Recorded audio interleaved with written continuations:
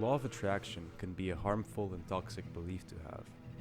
It suggests that positive thoughts bring positive outcomes into a person's life, while negative thoughts bring negative outcomes. It makes a metaphysical claim that you can manifest the reality you want by thinking certain thoughts. That you can tap into this cosmic entity that will offer you whatever you want. It gives the idea that your thoughts are magic and are representative of the truth. To start, there is an obvious epistemic barrier to such belief. It is true to say that thinking impacts the way we feel, and how we feel impacts the way we perceive the world. Since thinking and affect are extremely interconnected, it is accurate to say that if you have positive thoughts, you are more likely to experience positive emotion. Although even that might not be necessarily true. Thoughts are transitory experiences and appearances in our consciousness. Their origin from the plane of subjective experience is quite mysterious. If you close your eyes and observe your thoughts, you will see that they come from nowhere. They are random, automatic, and you actually have little to no control over what your thoughts are and when they arise. You can certainly force yourself to think a certain thought, but even that intention has an unknown origin. You will also likely meet resistance if you try and control your thoughts. Those who defend the law of attraction may argue that because they have thought about a certain outcome and consequently achieved it, it is therefore a sign that they have tapped into some cosmic energy source that delivered their long-awaited visualized goal. This assertion fails under the principle of often phrases. One way to explain how visualization and thinking may influence goal-oriented behavior stems from the idea that if I change the way I think about a certain activity, I can affect the likelihood that I will adopt a certain behavior. For instance, if I visualize a fitter version of myself, I may start forming an attachment and will find it more appealing and valuable to inhabit such a version of myself. So I could become more motivated to go to the gym or go for a run. It is also far more reasonable to say that these negative thoughts are affecting your experience of the world, not necessarily because you're having them, but more so because of the way you are relating to them.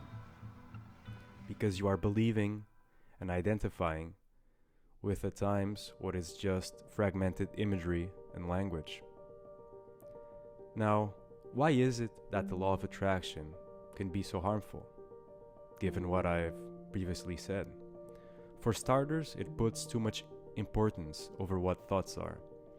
It's sort of like back in the old days, or in circles of religious fanatism, where having impure thoughts were a source of punishment and forbidden. How dare you have a thought like that? They would ask. This is such a perverse and twisted notion because it assumes that you control all of your thoughts.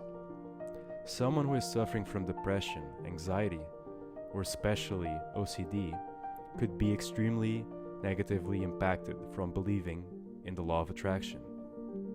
If someone with OCD thinks that their intrusive thoughts are true and are a sign of a reality that is materializing one thought at a time, that is effectively a recipe for disaster, especially because it is such a twisted view. Don't think of a pink elephant. Don't think about that. Only think positive thoughts.